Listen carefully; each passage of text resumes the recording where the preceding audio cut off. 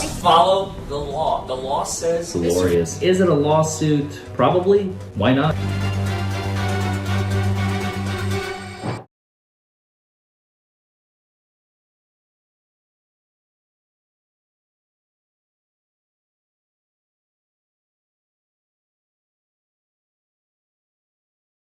Have you or someone you love been injured as a result of someone else's negligence? Or worse, lost a loved one because of it? I am attorney Larry Forman, and myself and my team of trial lawyers are ready to help you to get the absolute maximum compensation permissible under the law. We know the system. We understand how to win. Anywhere in the United States, 24 hours a day. 1-844-774-HURT. Call us. We can help. Thank you very much. Just have a seat back over there. Mr. Hughes, do you have any other witnesses? Yes, Your Honor. We'd like to call Dr. Jimmy Valentine. I just instructed him to log on to Zoom. Okay. My sincere hope it goes Well, that's okay. as good Give as me possible. both. Maybe better than Mr. Barnes. If you will raise your right hand, do you solemnly swear or affirm the testimony you're about to give to be the truth, the whole truth, and nothing but the truth, so help you God? I do. All right, these folks will ask you some questions. Hi, Dr. Valentine. Can you hear me?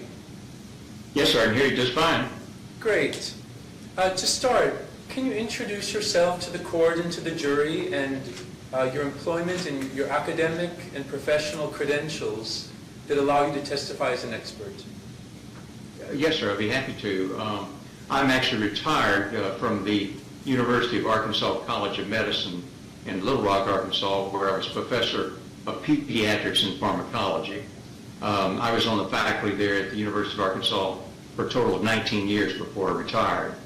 Prior to that, I started my academic career at the University of Missouri, Kansas City School of Medicine, School of Pharmacy in Kansas City, obviously, and was on the faculty there and was an assistant professor of pharmaceutical chemistry and a lecturer in medicine there.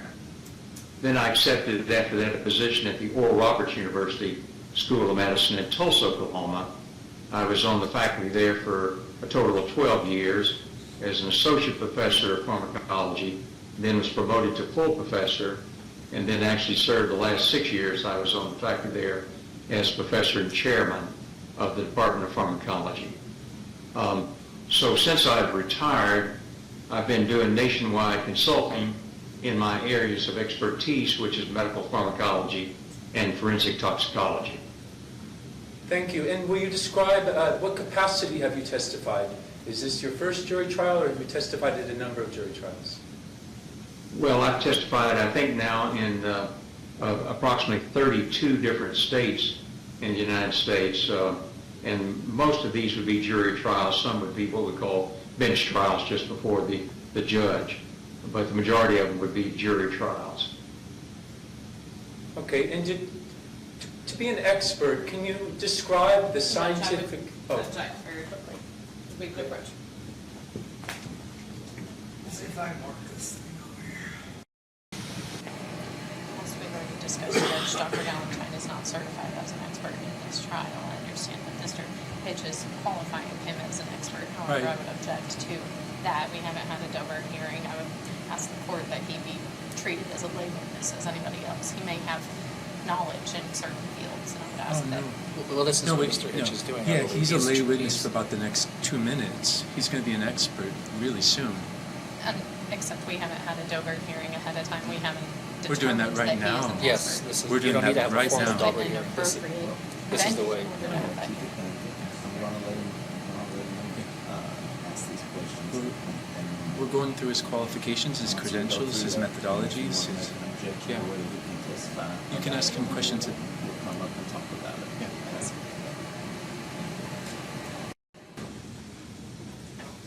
Thank you, Dr. Valentine. Can you describe the scientific resources, principles, and methods that you rely upon when you testify as an expert witness in DUI cases?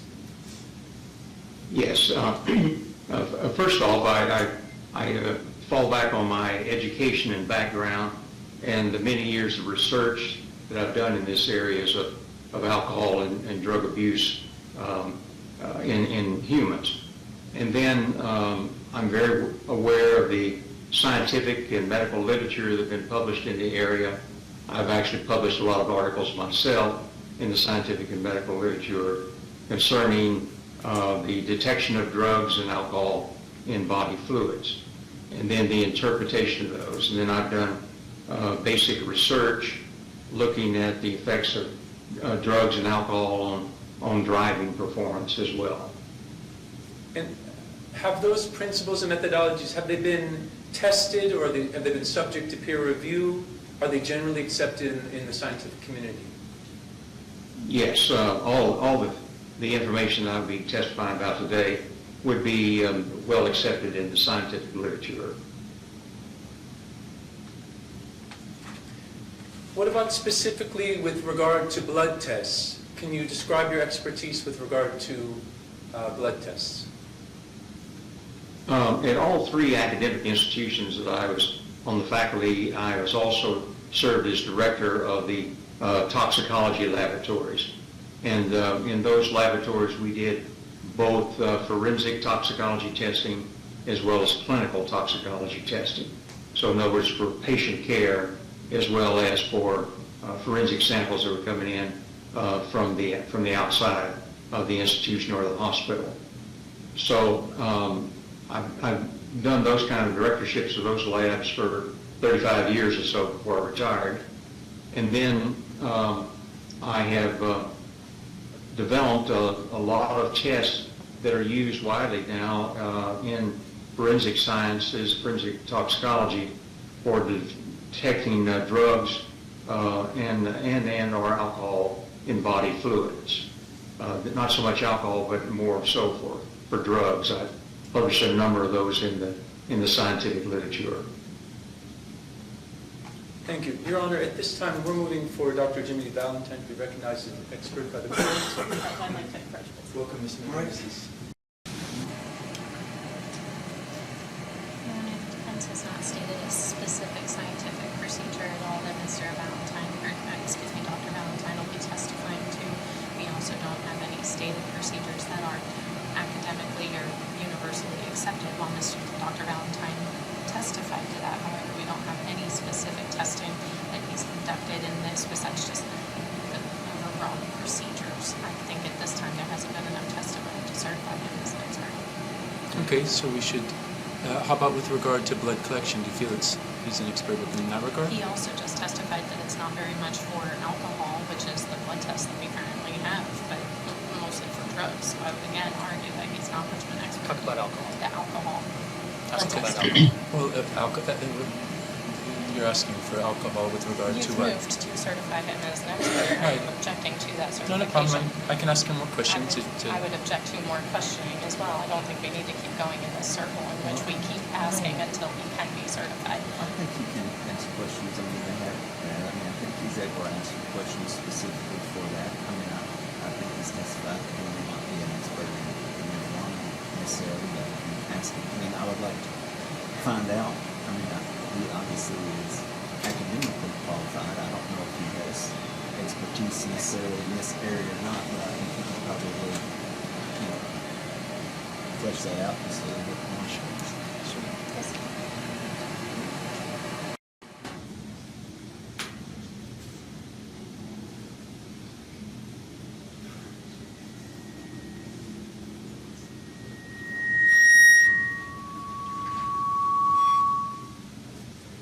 Dr. Valentine, can you describe more in detail your expertise with regard to alcohol and blood draw samples and collections and analysis? Yes. Of course, alcohol is one of the most widely used drugs. And so in the toxicology laboratories that I directed, we obviously had to analyze for alcohol. And we did that in several ways. We did it by what's called an enzymatic test, and we also used gas chromatography, which is the technology that's used mainly in the crime labs today. And so we would do the analysis of those body fluids from individuals. This would be both urine, blood. We did oral fluid as well. We also did hair analysis. In hair, we were looking for the metabolites of alcohol, not alcohol itself. And so, based on those, on that work, I've had to testify a number of times in courts interpreting those levels that we analyzed in the laboratories. And then in addition to that, of course, since I've retired, I've testified in numerous cases where alcohol was involved and talked about what we call the pharmacokinetics of alcohol, the absorption, distribution, and then excretion of alcohol from the human body, and then its effects, the effects of alcohol on the human body. That's what we call the pharmacodynamics of alcohol. The latter I taught to medical students for over 35 years. That's part of what we teach in the central nervous system drug categories, because that's what alcohol is. It's a drug that affects the central nervous system. So I'm very familiar with that, and very familiar with the pharmacokinetics of alcohol, because I've had to testify and do research in that area many times. What about with the collection of blood samples? Can you describe the recommended practices in your expertise in that area? Yes, sir, I can. Blood collection is something that I have taught as well as performed myself, obviously. In all of the studies that we did in humans, and also in animals, we had to collect blood specimens from them. And so actually I would collect the blood samples, or I would train people to do the collection of the blood samples. And so the proper method of collecting a forensic blood sample is one in which the phlebotomist, or the person that's going to be doing the blood draw, should first off wash their hands and cleanse their hands, because they want to make certain that they don't carry over any pathogens to the blood sample that they're obtaining. Then once their hands are clean, they usually put on non-sterile gloves, and the reason for that is to protect themselves from any kind of blood-borne viruses. Particularly HIV was the concern for a number of years, not so much as now, but it was for a number of years. Now, hepatitis, for example, is a pathogen that can be transmitted by blood. So the phlebotomist has to protect themselves by putting on gloves. Then the area that's going to be where the venipuncture is going to be done on the arm, a tourniquet is placed up on the upper arm, and then just below the crease of the arm in the elbow region on the forearm is where the veins that are preferred to be the blood to be drawn from. And this is what we call the antecubical vein. And that vein, we have to sanitize that area underneath that vein to keep any pathogens or bacterial contaminations from being collected into the blood sample that's collected. That is, in the forensic collection, that's done with a substance that's called betadine. And betadine is an iodine-based compound that has a kind of an orangish color, orangish red color to it, and when you cleanse the skin. And so you cleanse the area where you're going to do the venipuncture. You do it in a circular motion, starting at the inside and working to the outside, so that you cleanse the entire area that's going to be done. The vein will be standing up because of the tourniquet being placed on the arm, and then the phlebotomist goes into that vein with a needle, and then there are used, the tubes that are used to collect the blood forensically are what we call gray top glass tubes. They contain two different powders in them. One is sodium fluoride, and the other is potassium oxalate. The sodium fluoride is put in there to prevent what we call glycolysis, or the formation of alcohol. And then the potassium oxalate is placed in there to prevent the blood from clotting, so that you're dealing with a whole blood sample.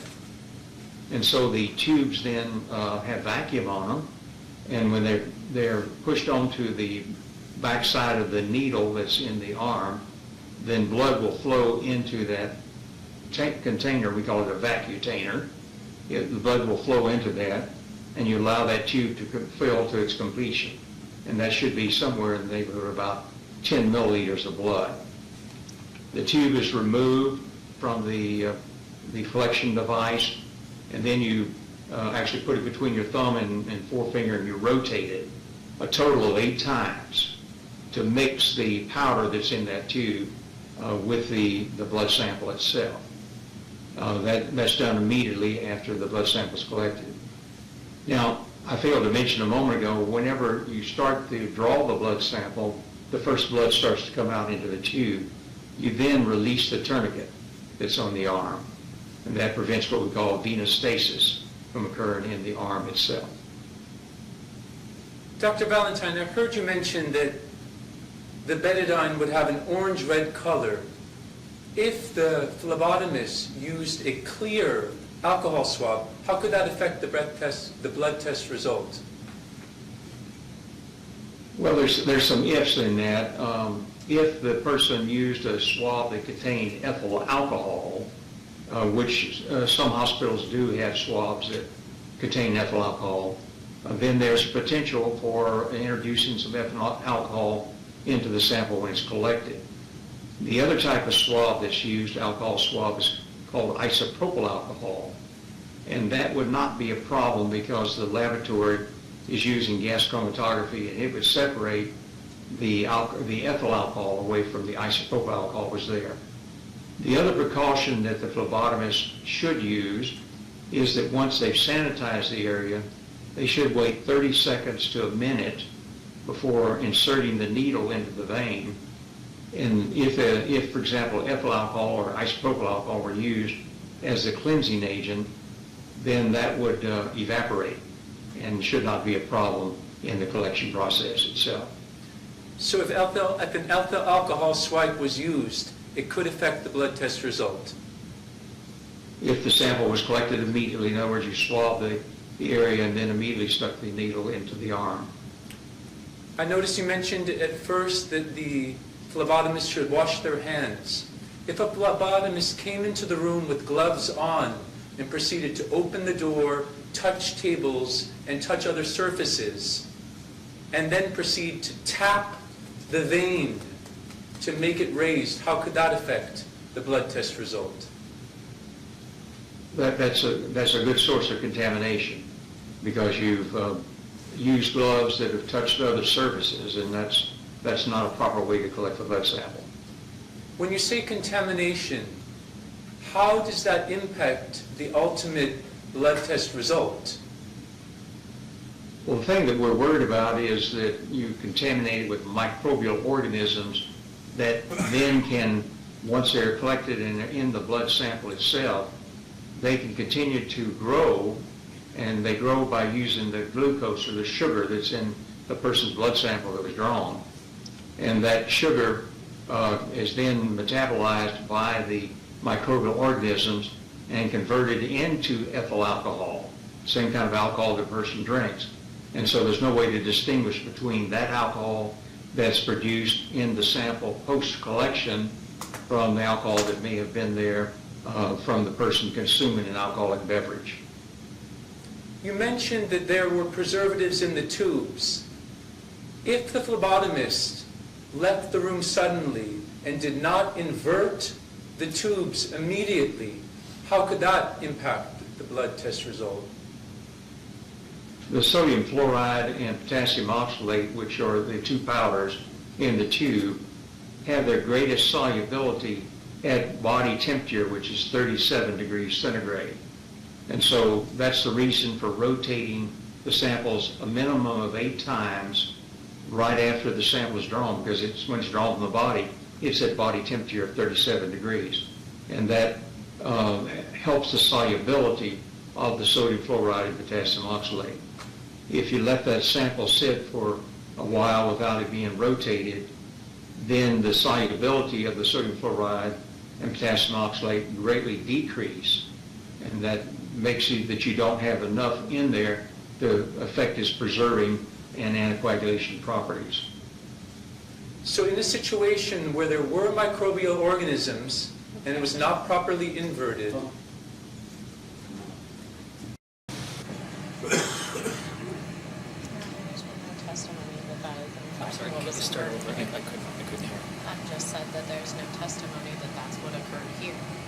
There was conflicting testimony between the phlebotomist as well as what the defendant said. in We're just several talking other- generally, we're not talking about this case. You just said in a situation where this happened. Right, I would it- say that that's not generally, nor is it something that's been proven to have happened. No, I'm just asking an expert, or I'm just asking I his think it's opinion. a proper question as long as it's just asked in a general sense. And I mean, I guess we need to probably talk about this. I mean, I think they've asked enough questions for us, for us Yes. to make an. Do you feel he's an expert now? Yes, sir. Okay. So I'll Maybe you can- certify him as an expert witness. If you would, Can you Your Honor. announce that to the jury, Your Honor? Thank you. All right, so ladies and gentlemen, there were, of the jury, there was a question, the reason we had, Mr. Hitch ask these questions, and Dr. Valentine was to determine if he would be an expert, in this field. I believe after, hearing the answers to these questions and his, background, his, educational background, I think he's certainly an expert, has knowledge beyond, the regular layperson certainly, about this issue, so, the court is deeming him as an expert witness in this area, so you may continue. thank you. Dr. Valentine, as a scientific principle, if microbial organisms entered into the blood, the tubes were not inverted, and then sat in a post office box for 6 days, would there be a growth of bacteria and potential alcohol fermentation within the tube? In short, the answer is yes to that. The microbial organisms obviously want to continue living, and the way they continue living is by taking the glucose that's in that blood sample, using that for their own metabolism, and they continue to grow. And they would continue to grow until that glucose is all used up. And once that glucose is no longer available to them, they would die. They have to have the right temperature and conditions to do that. And room temperature or slightly elevated room temperature is ideal for them to continue their growth. And they grow in what we call a logarithmic growth. And by that we mean that they grow very rapidly under those kind of conditions. And they would grow until, as I said, all the glucose is consumed, and then they would die. So the alcohol concentration would increase within the tube? Yes, it certainly could if under those conditions. When alcohol is consumed with food, can you describe how that affects the absorption of alcohol and the relationship to it impairing a driver? Yes. Let's take first this situation where you take alcohol on an empty stomach. You have no food in your stomach. Alcohol, about 20% of the alcohol is absorbed from the stomach. 80% of it is absorbed from the first segment of the small intestine. And so whenever one drinks alcohol on an empty stomach, it takes approximately 30 minutes for the alcohol to be totally absorbed from the stomach and the small intestine into the blood. So you would reach your maximum blood alcohol level in approximately 30 minutes on an empty stomach. Now, if you have food in the stomach, the alcohol is competing with the food for absorption, and so you would have less alcohol being absorbed on a full stomach. And the other thing is that the alcohol would be delayed in its absorption so that you reach the maximum blood level about 90 to 120 minutes after a full meal. If you drink alcohol along with a meal or you drink alcohol after a heavy meal, it would take somewhere around 90 to 120 minutes for the full absorption of the alcohol to occur and you reach the maximum blood level. The blood level that you would reach from having, if you had comparable amounts of alcohol given on an empty stomach and on a full stomach, what you would see is that also the full stomach would cut down on the amount of alcohol that's absorbed as well, simply because you're competing with the food in the stomach for the absorption. So when alcohol is consumed with food, the first 30 minutes to 1 hour would have a substantially less effect upon the individual than in the 90-minute to 2-hour period.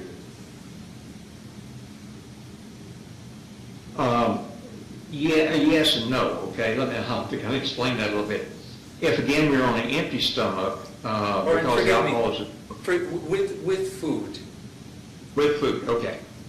Thank you for clarifying that. With food, because the absorption rate is slowed down, it doesn't occur as rapidly, you would not have as much effect from the alcohol in the initial 1 hour after drinking. After that, then as the alcohol levels start to increase in the blood, you would get more effect from the alcohol. Dr. Valentin, are you familiar with the 2-hour rule for either breath or blood test performance? Yes, sir. There are a number of states around the United States that have that 2-hour rule. That what that means is that you have to either get a blood sample or a breath sample within 2 hours of the incident, whether it's an arrest or an accident. Why? What is the reason for that rule? If you, what can happen is that, as we just talked about, if you had a full stomach, for example, the alcohol would be being absorbed very slowly. And so if you were beyond the 2 hours, you might be in a situation where you would get a higher blood alcohol level in the sample than what was obtained, that what would have been obtained if the sample had been obtained, for example, at 1 hour. In the case of Mr. Khmedov, the sample was obtained 2 hours and 41 minutes after he was stopped in his vehicle. Do you feel that a blood test conducted at 2 hours and 41 minutes after he's being stopped is a scientifically reliable blood test?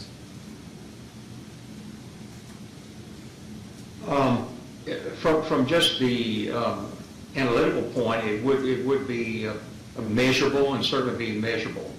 The question would be as to whether or not it's reliable from the standpoint of the facts that we know in the case. In this particular case, we know that he had been eating, and so was a full stomach, and that would have slowed down the absorption of the alcohol. So certainly, in this instance, going beyond that 2 hours does not give us a clue, a good estimation of what happened at the time he was stopped for the arrest. Thank you. That's all my questions for now.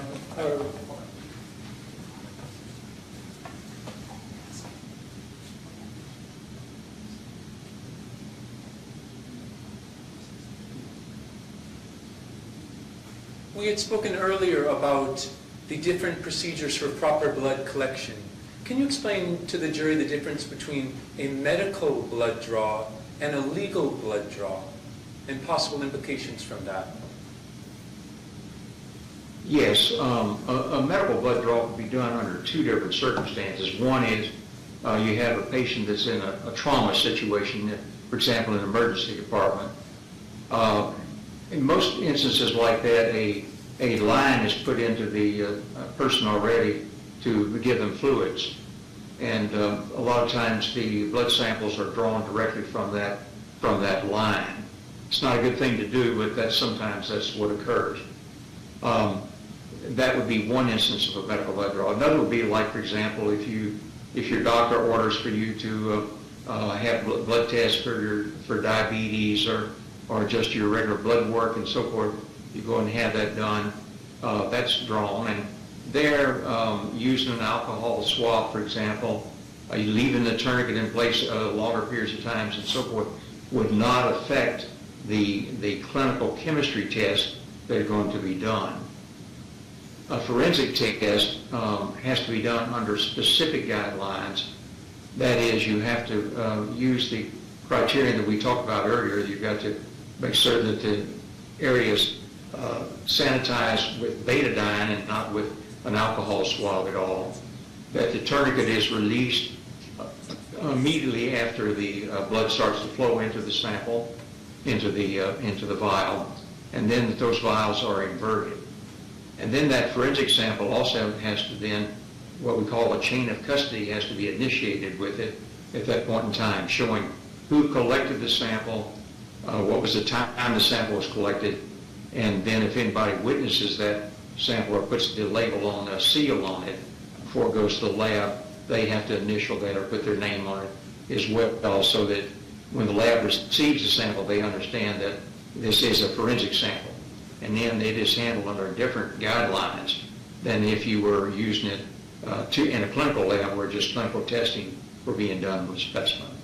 Dr. Valentine, if the phlebotomist in this case testified that she brought a saline bag with her to the blood test, and Mr. Akhmedov testified that he saw a clear alcohol swab, in your professional opinion, does that appear to indicate a medical blood draw or a legal blood draw?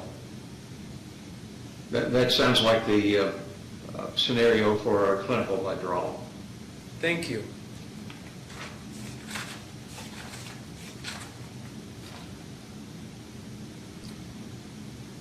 The phlebotomist also testified that she performs her blood draws the same way every time. Would that indicate that she appropriately addressed a DUI alcohol blood test appropriately? Not unless all of those times that she draws, the only time she draws blood is for forensic purposes. But typically, a phlebotomist in a hospital like that, they're drawing samples for clinical care. Thank you very much, Dr. Valentine. You're welcome. Thank you. My co-counsel keeps reminding me. One last time. Do you feel it's good professional practice to use an expired blood kit? Have you come across this before? I have. And you asked me if it's a good practice. It is not. And there's several reasons for that. One is that the manufacturer specifies a expiration date for those tubes based upon how long they will hold a vacuum. Remember we said that there's a vacuum in there, and that vacuum means that the tube is sterile inside. It's been sterilized, and it's as long as that vacuum is there in place, the tube is sterile inside. If the tube starts to leak over periods of time, that means that vacuum is drawn in some outside air, and so whatever that tube, the ambient situation, environment that it was in, it could draw in whatever is in that environment.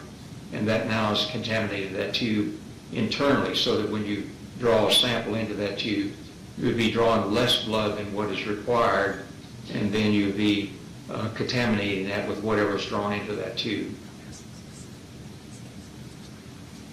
In this case, the blood kit used to test Mr. Akhmedov's blood was expired. In this case, the nurse, Mr. Akhmedov testified that the nurse tapped his arm at the spot of the blood draw with gloves that had been touching other surfaces.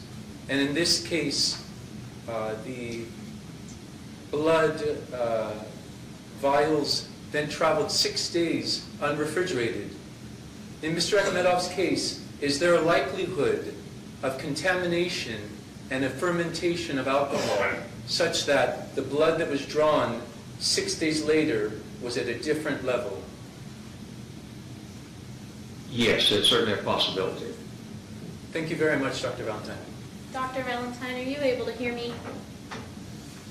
Yes, ma'am, I can. Okay. Are you able to see me as well? I don't know if I'm on that getting picked up or not. And I can see and hear you just fine. Thank you very much. All right, good news. Dr. Valentine, my name is Christina McGinnis. I'm one of the assistant county attorneys here in Barron County. I'm going to ask you a couple of questions, but if at any point you don't understand something or you need me to rephrase, just stop me and I'm happy to do that, okay? Yes, ma'am, I will. Thank you. Thank you, sir. So my first question, Dr. Valentine, is as far as you're aware, the facts of this case, that's just been presented to you by Mr. Hitch, right? That's correct. Okay, so you don't know whether or not the phlebotomist used betadine or ethanol alcohol or any other type of alcohol wipe to sterilize the arm. Is that right? Yes, ma'am. In most cases like this, when I look at this, I do have body cam video of the blood draw. I did not have that in this particular case. Otherwise, I could be more certain of what I'm saying in as far as the blood draw. Yeah, absolutely. But if the phlebotomist testified that she had used betadine, would you have any reason to doubt that? No, if that's what she testified, I'll accept her word on that. Okay. And if she did use betadine, that wouldn't actually affect whether or not the alcohol that was in the sample would have changed. Is that fair to characterize your testimony as? Yes, there would not be, in other words, we wouldn't have to worry about any alcohol contamination from the sanitization process. That's correct. Understood. Okay. And then I also wanted to ask you, as far as you testified earlier that you said the gloves for the phlebotomist are to protect from bloodborne types of infections or diseases, right? That is correct. Okay, so the hand washing procedure is for sterilization. It's for sanitization. In other words, Sanitization, excuse me, I'm sorry. You're trying to protect the phlebotomist, basically. You do the hand washing and then have them put on disposable gloves at that time. Gotcha, okay, so if the phlebotomist was wearing gloves, that would be for her own protection, right? Yes, that's Okay. correct. Understood. So as far as contamination is concerned, if she's wearing those gloves, we're more concerned with her obtaining some form of bloodborne illness. Is that fair to comment on the gloves? Yes, it's for protection for her. That's correct. Understood. Okay.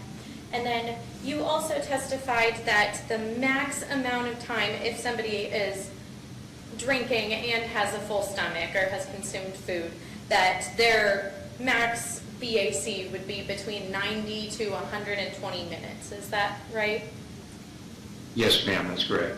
Okay, so would it be fair if the defendant testified that he was pulled over approximately 40 minutes after drinking, and he was then on the side of the road for several minutes performing field sobriety tests? Would it be fair to assume that he was at his max BAC while he was performing those field sobriety tests? If he had been on an empty stomach, yes.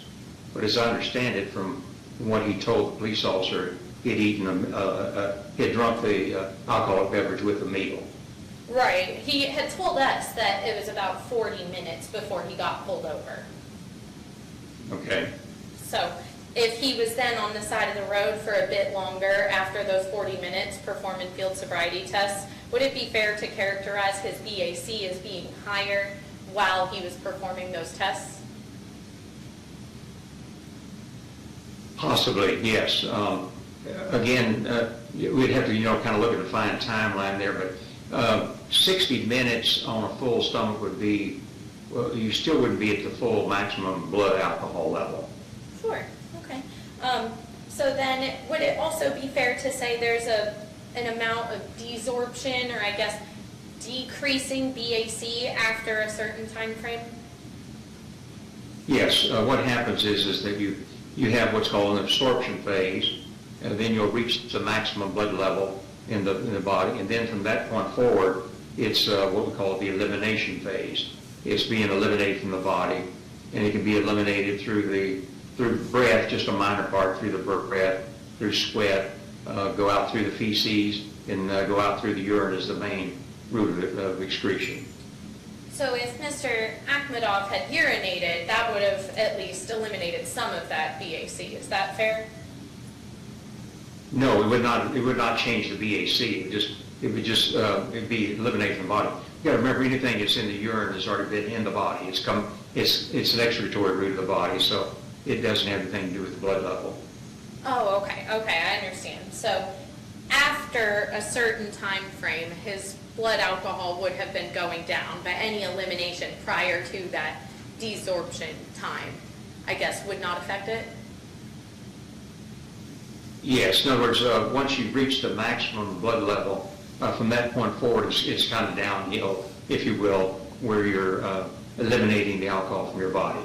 Okay, I understand. So if, say, Mr. Akhmedov testified to having a large drink or having one drink, after about 90 minutes, can you tell us, I guess, what the absorption time versus desorption time would be for somebody of Mr. Akhmedov's build and history with a full stomach?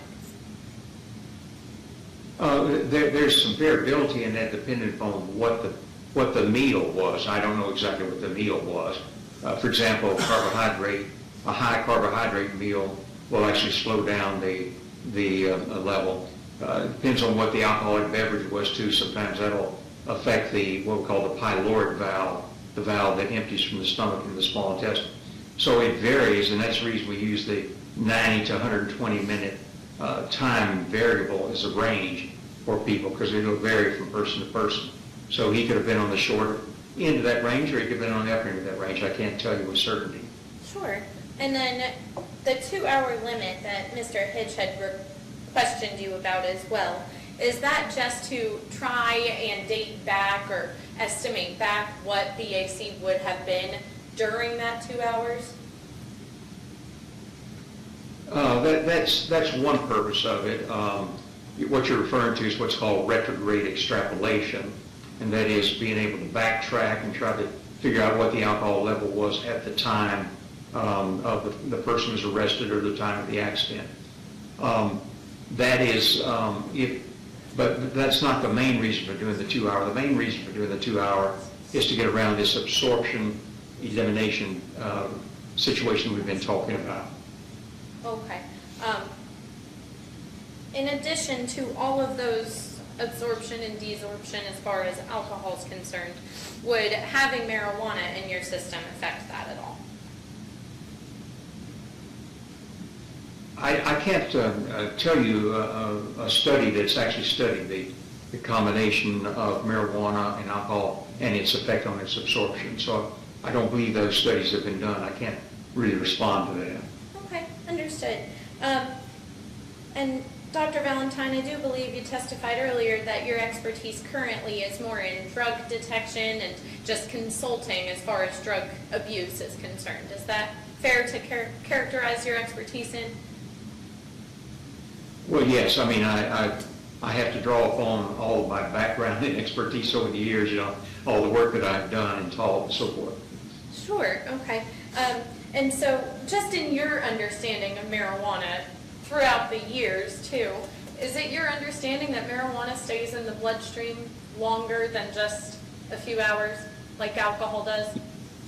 Yes, it does. The major constituent of marijuana, the THC, the active constituent, has a very long half-life in the blood. It's sometimes as much as 12, 14 hours with a half-life of it. So if one smokes marijuana now, we were to follow their blood over the next 12, 14 hours, we'd be able to find the THC without any problem. Oh, okay, understood. So if somebody testified that they had smoked that day, it would be fair to say within that 12 to 14 hours, they could still have marijuana in their bloodstream. Oh, absolutely, they would, yes. Oh, sure, okay. And would that also affect how somebody is, their mannerisms or their driving ability as well, your understanding of how the drug affects people and their physiological symptoms? Yes. We know that with marijuana, let's talk about the smoking route now for a moment. If you smoke marijuana, the blood levels reach a maximum very quickly. Within 15 minutes, you're at the maximum blood level from smoking marijuana, the THC we're talking about now. But that THC then, that level falls very rapidly, so that within the first hour, if you're just an occasional user of marijuana, the levels will be down below 5 nanograms per milliliter in the blood. So it goes very low very quickly. Now, if you're a regular user of marijuana, that is, you use every day, you'll get a buildup of THC in the body because it's long half-life in the body. So you're going to accumulate it in the body. if you're a regular user. And so the effects that marijuana has on driving performance have not been clearly demonstrated at this point in time in the scientific community.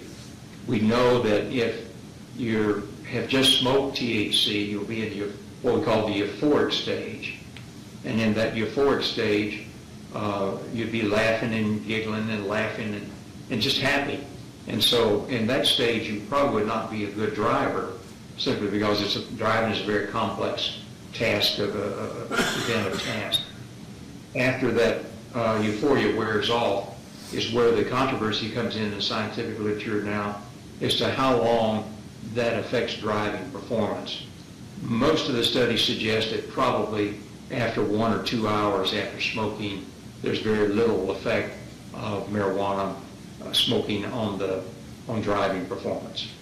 But you would agree, if there's already been testimony that driving performance was affected, it would have to be contributed to something. Objection. Yes, sir. Objection. Hold on, Dr. Valentine.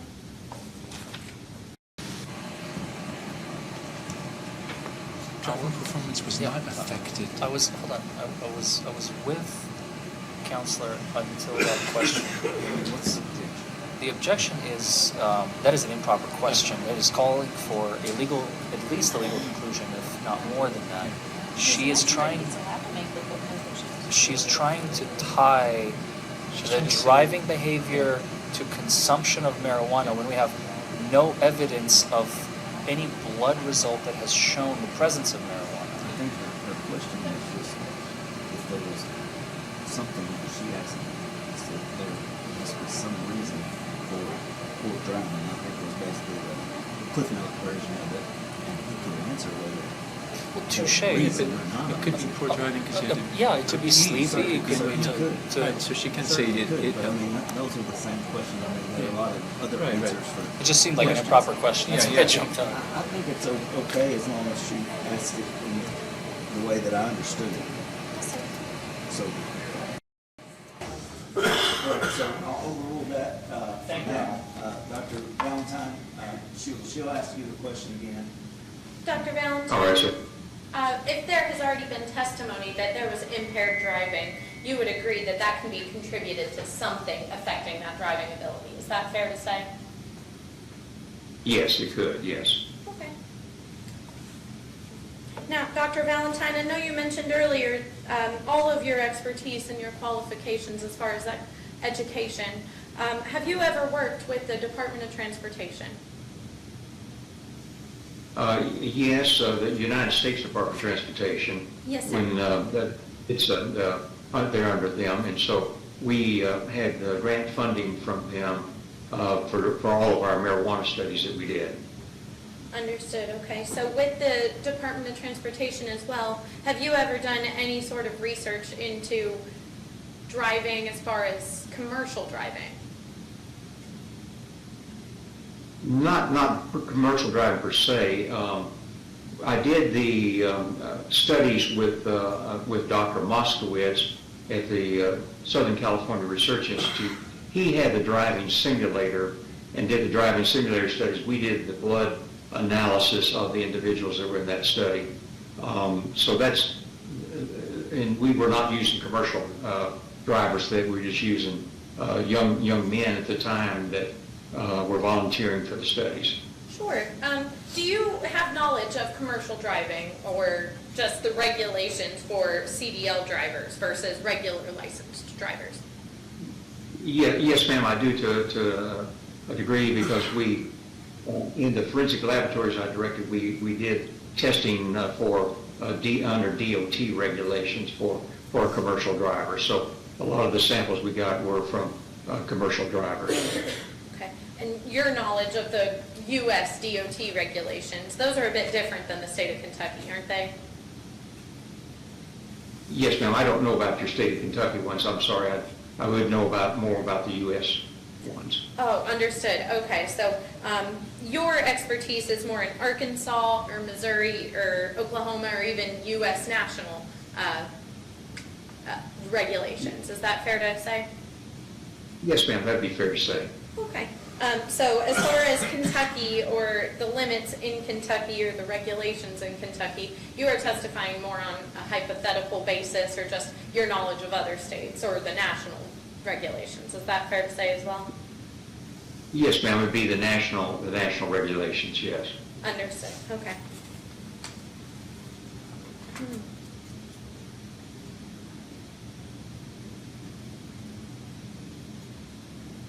That's all the questions I have. Thank you, Dr. Valentine. Thank you. Dr. Valentine, I was very excited. You referenced the 5 nanogram per milliliter THC standard. Can you talk more about that? Judge, I'd object to that, please. If we could approach. Judge, I think that this testimony is going to be confusing to the jury as far as the 5 nanogram standard. I don't believe that that is what the standard is in Kentucky. You just brought up national standards and local standards. You just like tossed the standards question into there. Like, Yes, if we're talking about just simply- standards, what's the standard? You're just trying to say that his testimony about marijuana is about other states but not Kentucky? What's this? You know, like you just confused the jury on what standards. I want to talk about the standard. What's the standard? Okay, well, I mean, I'm not sure, I mean, we don't have a... It's a scientific question. It's not a Kentucky law question at all. If you could just specify that How about- there's no per se limit for marijuana in Kentucky, I think that that's completely fair We too. don't have a marijuana test. Yeah, right. So I'm not sure why we're even... Yeah. No. Yeah, I'm not talking about per se. I want to know what the scientific standard is. I don't What? think The that level would of just marijuana confuse the affecting. jury. No, the level of marijuana affecting impairment. There's a sign. He's already said that it's not when you testified with her that He referenced the studies of the 5 nanograms per milliliter. That's what I wanted to ask a question You about. can ask him that specific question, but we're not going to get into Yeah. that. And I mean, Yeah, I won't go into Kentucky at all. Yeah. Yeah, if I have to clarify that there's no standard in Yeah. Kentucky. I would ask if we so could go let's not into do this that. questioning about the 5 nanograms, that the court would do so just to clarify with the jury. I don't think that it's relevant. I'll speak in the hypothetical about scientific studies. I won't talk at all about a standard. We'll see how that goes.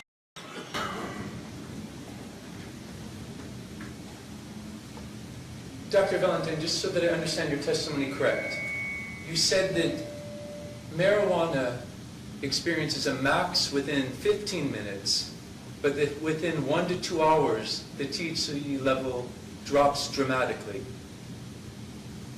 That is correct, yes. In the scientific studies, what amount of time passes before a person is considered under the influence? Being under the influence of marijuana generally is associated in the first hour period of time after smoking, and more particularly within the first 15 to 20 minutes when that euphoric stage is occurring. Thank you. So if someone had smoked marijuana 24 hours prior, they would no longer be under the influence 24 hours later.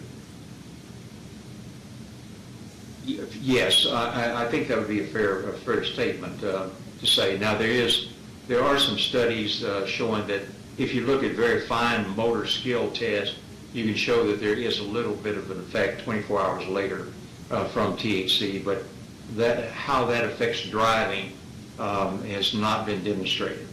Thank you very much. I have no further questions. All right, Dr. Valentine, I think that's it. Thank you very much for your time. Have a good day. You're welcome, sir. Thank you.